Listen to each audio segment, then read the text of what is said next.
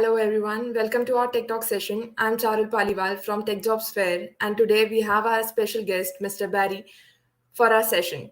And he is founder of NexGen Consulting, a growth marketing consultancy that help early stage startup, B2B startup scale up using marketing. For the last 20 years, he has worked for industry leaders in various marketing capacities in addition to delivering marketing projects for banking, hospitality, and petrochemical verticals in India, the Middle East, and the UK, where he also mentors startups to help them achieve their business goals.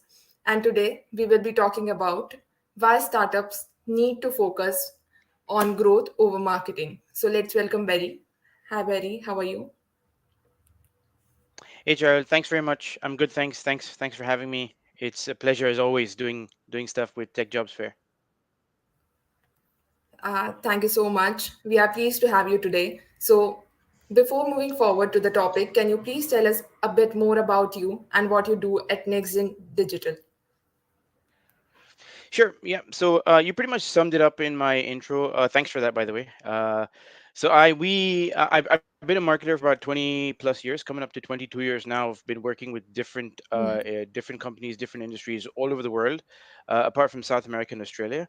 But yeah, right now I run a company called NexGen Digital, and our main product is a growth marketing accelerator. And in that accelerator, we help early stage B2B startups scale faster using marketing. And I guess that's the basis of this conversation that we're going to have later today. What's the difference between startups doing growth as opposed to startups doing marketing? But we'll do that. Yeah. So, here comes my first question. Why do you believe startups need more focus on growth more than marketing? Right. So I'm gonna attract a lot of negative comments here as well. I can feel this already. So I want to clarify at the outset that when I say startups need to focus more on growth and less on marketing, I don't mean that they need to not do any marketing. In fact, a lot of what we do within our growth accelerator program revolves around marketing.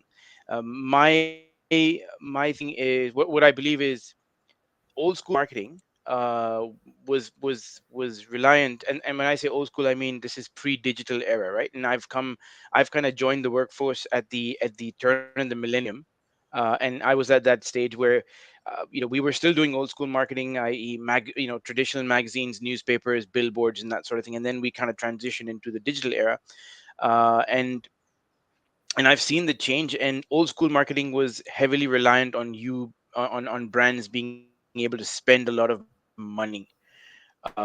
If you notice, there were no micro brands as they are today. Right now, you don't need to have big budgets to be successful.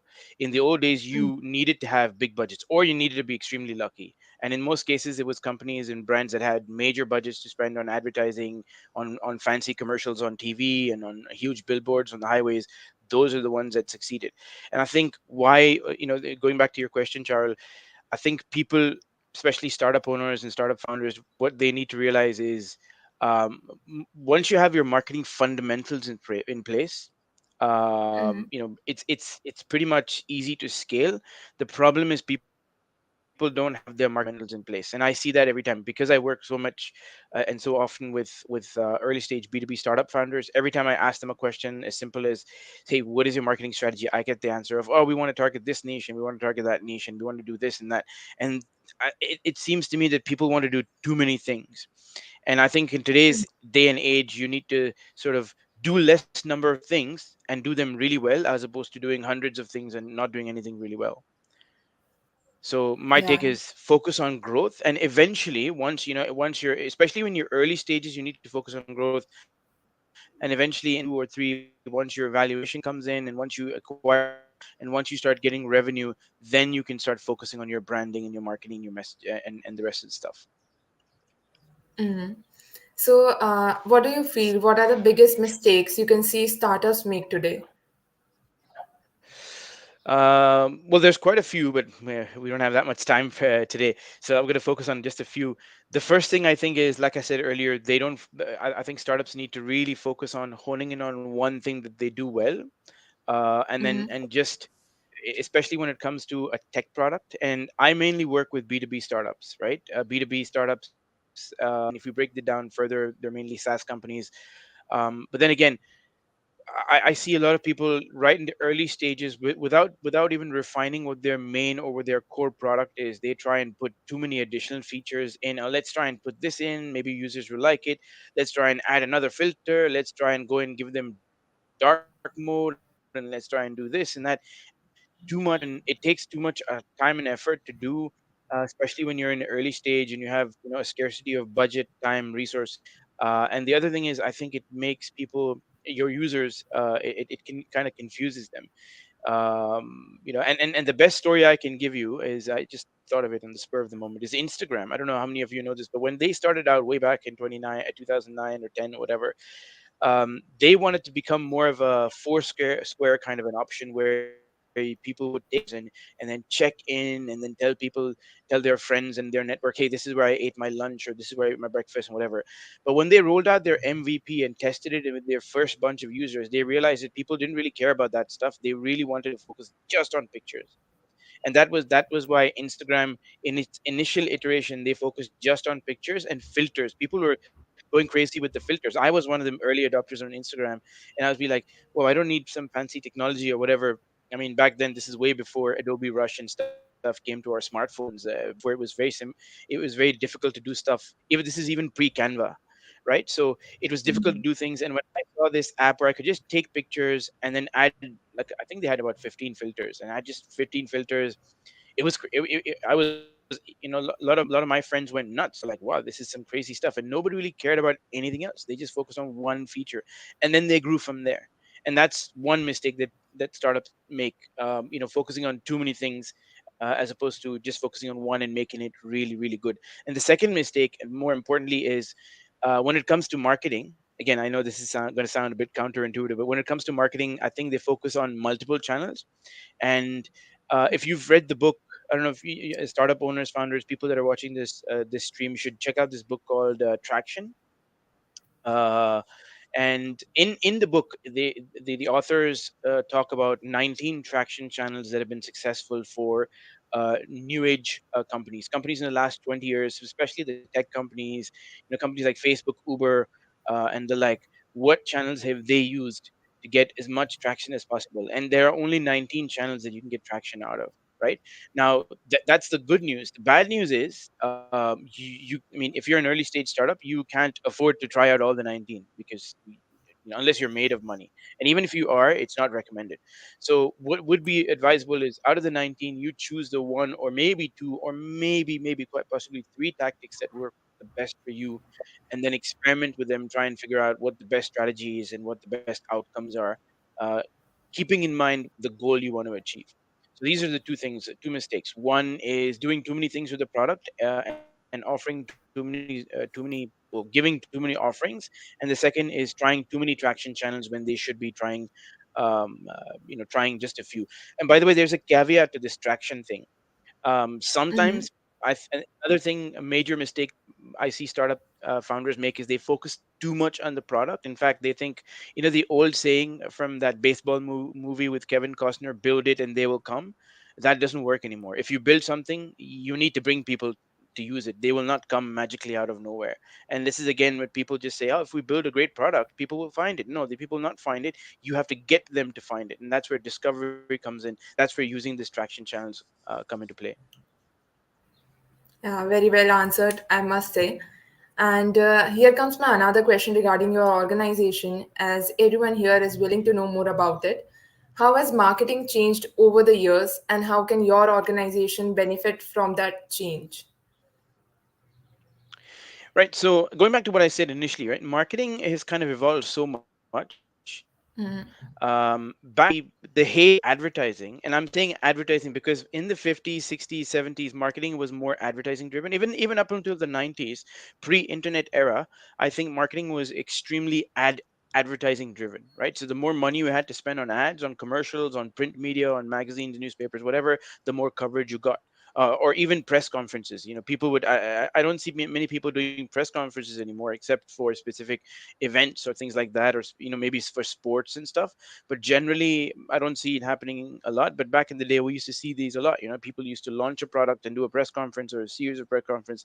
And again, those things cost money, because you'd have to invite the press, you'd have to invite them at a hotel or something, and then you'd have to invite them for dinner or lunch, and then you have to give them gifts. And I know these things still happen today, but they are specific to only a certain industry, or a certain set of especially I mean, anybody in the tech industry did a press conference, especially in early stage. You don't do that. You probably do that when you're in the post valuation, or when you've gone past series A, series B and stuff. So going back to what I was saying, I think because old school marketing was dependent on money, it was kind of like, if you had it, you were in the mix, and if you didn't have money, or if you didn't have a budget, you were out of the mix. Today, that equation is flipped dramatically. Today, you don't need to have thousands and thousands of dollars. You can do marketing on a shoestring budget. All right, and you can do marketing in a super organic way. You can do marketing, you can focus on things like SEO, focus on things like content marketing, video marketing. All these, yeah, they do have a cost, but not so much in terms of money, but more so in terms of time and resources. It'll take time for your team members to create a video, or to create a blog post, or to optimize your website for social media, but they don't cost an arm and a leg like things back in the day used to cost. Right, and this kind of has flipped the equation, and now it is more democratized. Marketing has become more democratized, and I think more people can afford to do it, which is why you see more organic companies that have just come out of, they just get launched last year, and then this year they're already major brands. And for a brand to become a major brand back in the 50s and 60s, you would have to spend years and years, maybe even decades, to build that connection with the audience, and you don't have that anymore. Right now, you can launch a brand and be successful in a year or less. I've seen brands do it. I know brands that have done it myself. So yeah, that's to answer your question. Yeah. And here comes my another question that now more than ever, businesses of all sizes need to tighten their strings and slow down their spendings. What should they spend less on, and what should they continue spending money on? Yeah, they should spend more money on marketing.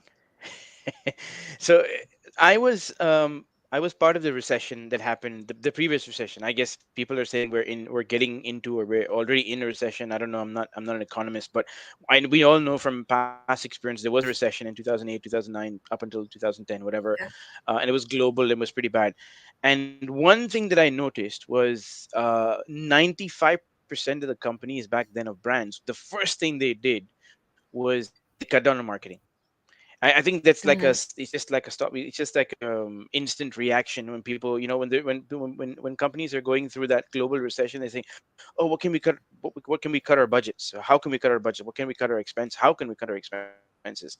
And the first thing they do is, "Oh, let's cut down on marketing. We don't need it." And me, and I'm sure a lot of my marketing peers will say quite the contrary. If you're in a recession, and if people are, the very few people that actually spend money on marketing or actually do marketing are the ones that eventually benefit as people get out of the recession. Because if no one is in the playing field, then no one knows who else is around and what services are available, right?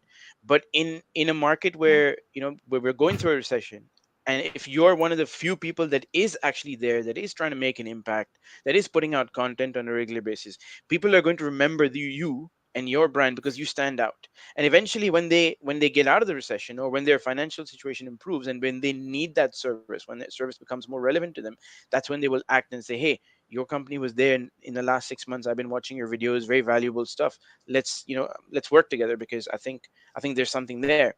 And that's the one thing. I think marketing is one thing that you shouldn't cut down on. Maybe you can cut down on bits and pieces of it, but you should never completely stop spending money on marketing in whatever way, shape, and form. Maybe it's not. Sometimes it may not be purely money. Like some people I know working with startups, some people say, well, let's not focus on too much on this content thing. Let's focus on something else that brings direct revenue. And it's true. Sometimes you need to, like they say, when you're hungry, you need to eat now. You don't want to eat in 3 days time. You probably be dead.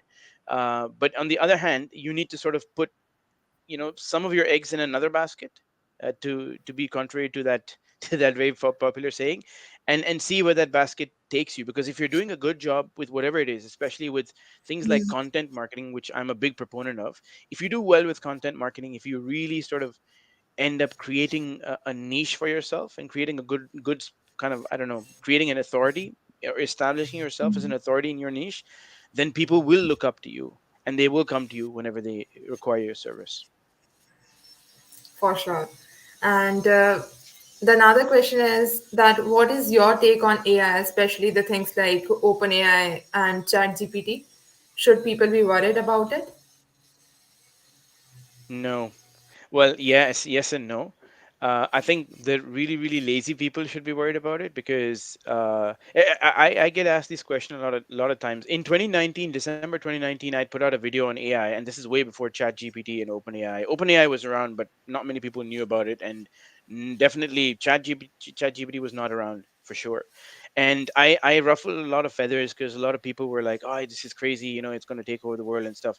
And I think it's going to be quite a while for any sort of artificial intelligence to take over our world, right? If that happens, it's not going to happen in our lifetime, probably in few hundred, 200, 300 years, and I'm pretty sure you and I don't have to worry about that. That'll be a problem for our great great grandchildren.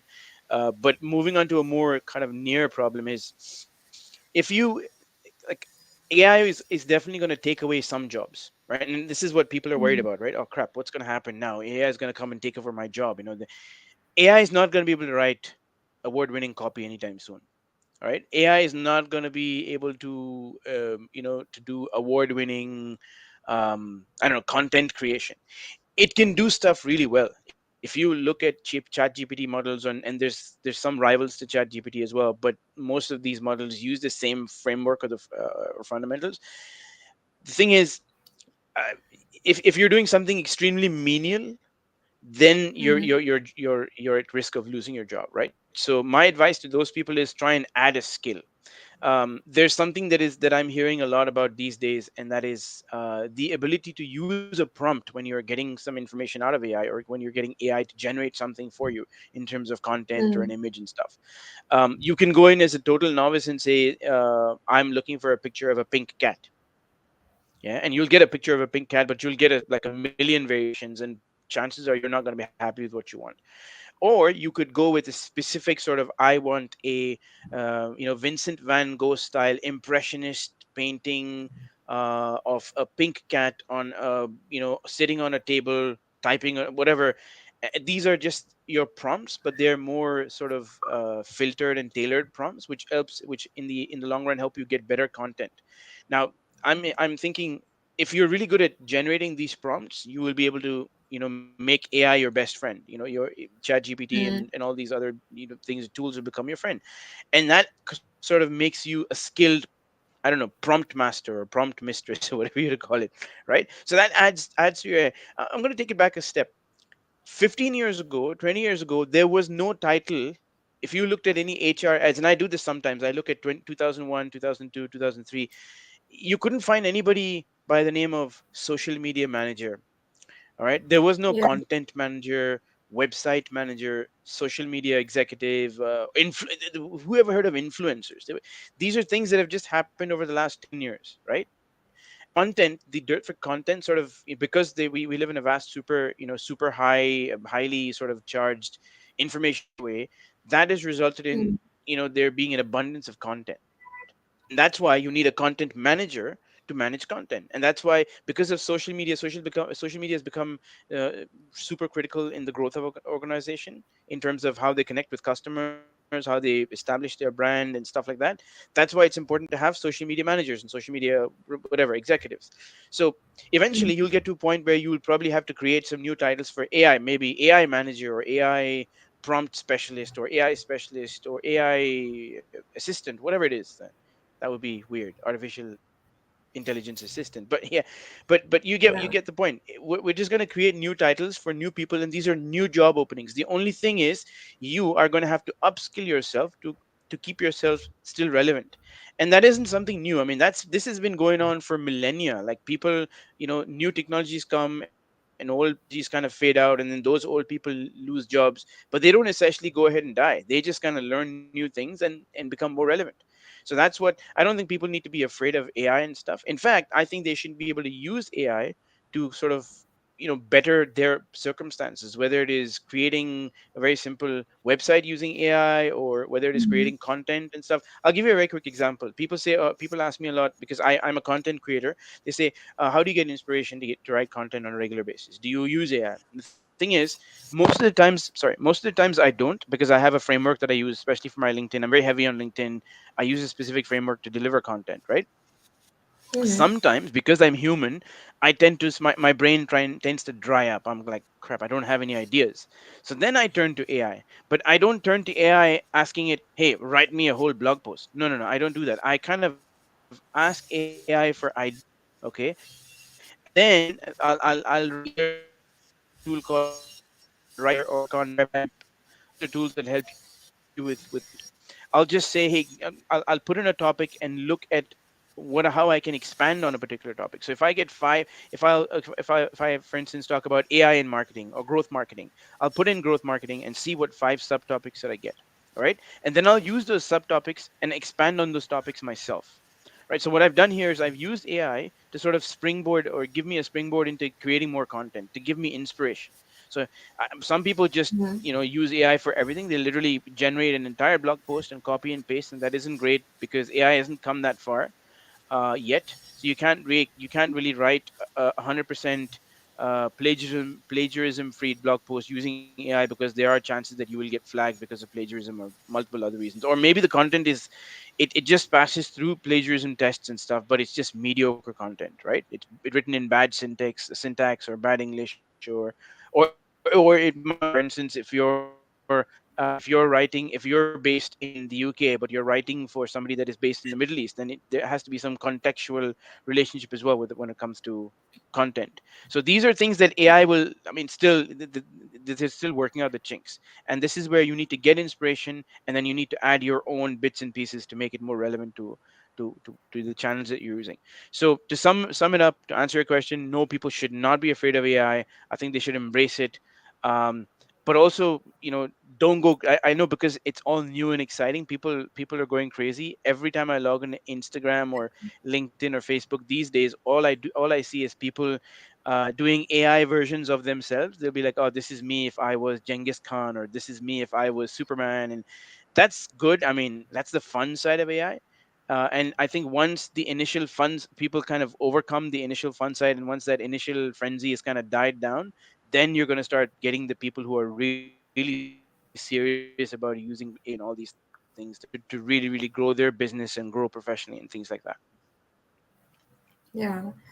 It's completely right that one should upscale, upskill the skills. That is the important part. And here comes my last question: that what is the one tip you'd like to share with the new startup founders? Uh, since I work with startup founders a lot, that's a bit of a selfish question, because I'm like, I want to share a lot of tips, but I think the one or two tips, the one major tip is, I think, like I said, always initial stages, and these are all for initial stages, right? Eventually, when you've gone past your stage one, stage two, stage three, and all that, and when you've got your users and stuff, then your priorities will change, because you've got success, you've got money, and people know you, you've got fame, and not necessarily in that order. So then you can sort of rearrange what your priorities are. Yeah. But I think in the early stages, your main priority, but let's break it down. If you're an early stage founder, I think it's important to sort of set your priorities dependent on what your individual goal is for the phase that you're in, right? So for instance, if you're an extremely early stage, and let's say you're a you're a SaaS startup, then you don't care so much for the money. Yes, you do, but not so much. What you want more is users, because unless you don't get users, you won't be able to validate the need for your product, right? So your first go in that stage, your goal should be acquiring users. Once you've got that, maybe your next stage, when you're looking at post seed or series A or whatever funding, is MRR, monthly recurring revenue, right? Once you've gone that, and then you're going to scale up, then you've transitioned from a startup into scale up, then you can switch to, oh, now we want ARR, because AR, there's different levels of ARR. there's a difference. There's a fundamental difference in the MR and ARR. It's always easier getting MRR depending on how good your Mhm. product is. But so at the top level, it's important to have your goals, and then work towards those goals diligently without sort of, you got to be a bit bulletproof there, because I see a lot of people. See, when you're a startup founder, you need to have a bulletproof sort of mind, and a bulletproof Mhm. body, because you'll find a lot of people that will come in and say, everyone will give their 2 cents. Man, you should try this. Oh, you should try that. You should try this. Oh, I know this other guy, he did this and it worked for him. Well, good for him. But if take people's criticisms, but also understand where you are with your company and where you want to go, because only you know where you want to go with your company, right? If back in the day, if you asked Steve Jobs back in the 70s and the 80s, he knew specifically where he wanted Apple to be. He didn't even know the products. He had no idea. I'm sure he had no idea that there was going to be an iPad and an iPhone 20, 30 years down the line. But he knew where he wanted to take Apple as a company, as a technology company. And this is where people are lacking, because I think there's two ways you can do it. You can be completely product focused, or you can be brand focused. And I think initially it is important to be product focused, but you have to have a long term vision for your brand. Otherwise, I know a lot of successful startups that are successful and then they die after 3 years, because they were product focused and they were not brand focused. So there need to be a mix of both. And the second bit of advice is, just do it. And this comes from my own personal experience, and also having to work with other people, where people are always, especially new first time startup founders and first time entrepreneurs, they're always hesitant. They don't want to take that risk. Or what if I fail? What if it doesn't work? What if people, like, if we do an event, what if people don't come? Or if I put out a LinkedIn video, what if people don't watch it? Or what if people don't comment? Forget about that. Don't worry about the naysayers. Start somewhere. You have to make the start, and then eventually, you'll start seeing. You have to make the start, and you have to be consistent. Those are the two things. Make a start, be consistent. I'm sure Charles, you're tired of hearing all these old sayings, but No. I'll throw in another one, just for good measure. Yeah. To make an omelet, you have to break an egg, right? So you have to be able to do that. You have to do something to be able to get the fruits. Otherwise, because I know people personally who were salivating on an idea. They're like, oh, I have this amazing idea for this app. And then a year later you see them and you're like, yeah, I have this amazing idea, but like, why aren't you working on it? It's an amazing app, it's an amazing idea. If you feel like it's going to be a success, go and do it. Don't start second guessing and third guessing yourself. This is something that I speak from experience as well, because even when I started out, it was that imposter syndrome, right? Oh, am I good enough? Do I know enough? Maybe I need to do another course, maybe I need to do another workshop, maybe I need to read another book. Enough is enough. You need to know, okay, that's it. Stop. 1st of March, for instance, that is it. I'm not going to do anything else but grow and work on my business. That's what people should focus on. So don't doubt yourself, basically. Just do it, like Nike says. Yeah. So thank you so much. This is very insightful and one of the favorite session till date of mine. And we have to end the session right now. But thank you so much, Berry, again for joining the session, giving us a deep insight into the topic. And I hope these insights will help our viewers and job seekers as well. So I would like to mention that Tech Job Absolutely. Fair is going Thanks. to organize. Yeah. Yes, Berry, please. Sorry. No, I just want to say thanks. Thanks for having me once again. It was a pleasure. Thank you so much again. And as I was mentioning, that Tech Job Fair is going to organize its upcoming edition of Job Fair in London on 22nd of June at Queen Elizabeth Centre. So if you are from technical background looking for a job, then you can visit techjobfair.com and get your free tickets for the event day. So if you would like to add something, Barry, you are free to do so. No, I think I'm good. Once again, thanks for having me, and thanks for listening, guys. Wherever you are, and like Charles said, make sure, if you are in the lookout for a job, or even if you're not, if you just want to explore different opportunities. I think I've attended 3 or 4 different tech jobs fairs, but they were all virtual, and I'm really looking forward to attending this one, which is going to be live in London. I'm based in London, so it's not too far from where I am. So I'm really looking forward to attending it and sort of just expanding my network. So I encourage everyone, even if you're not, whether you're looking for a job or not, just go in there. It doesn't hurt. It doesn't. It's always good to expand your network and meet new people. You never know where it may lead. Yeah, thank you so much. Thank you so much, everyone, for joining us today. And so that's the end of the session here. See you all in the next session. Till then, keep smiling and be happy. Thank you.